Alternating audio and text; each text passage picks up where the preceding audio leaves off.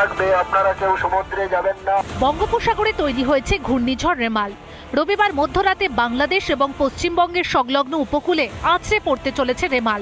এর ফলে দক্ষিণবঙ্গের জেলাগুলিতে সোমবার এবং মঙ্গলবার লাল সতর্কতা জারি করেছে আবহাওয়া দফতর। ধীরে ধীরে শক্তিশালী হচ্ছে প্রতি মুহূর্তে।